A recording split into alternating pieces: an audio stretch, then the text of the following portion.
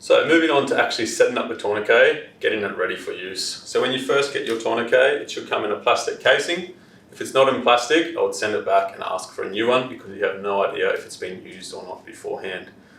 Take it out of the plastic and it should be all rolled up nice and tight, packaged neatly, okay? From there, we need to set it up for self-application, okay? So what we're going to do, again, making sure you don't put any pressure under the material, we're just going to take it off the Velcro and peel it apart.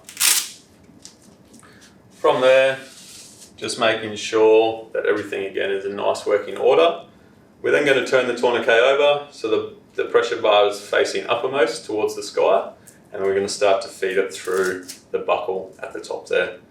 Just feed it through 3 or 4 centimeters, and what we want to do at that end there is just make a little pull tab, okay? That is your courtesy tab to make it easier to grab out of your pocket or out of your pouch if needing be to.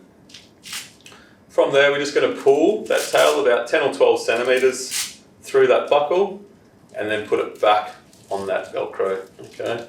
As a guide, we want to try to sit it just in line with those C-clips or a little bit further down, okay?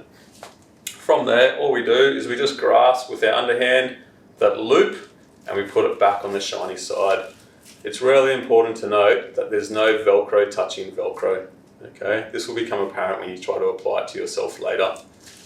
From there, once we have everything nice and neatly compact, we can then turn it over, making sure the C-clasps are facing uppermost, and then we can then place the windlass in between those C-clips. Again, making sure that your time tab is based off to the side. You can also make little dog ears with your time tab and just push it down, again, making it easy to grab if need be. When you place it in your pouch, if you put it central on your armour, or where you put it on your webbing, or however you're going to be carrying it, always make sure that your C-clips are facing uppermost.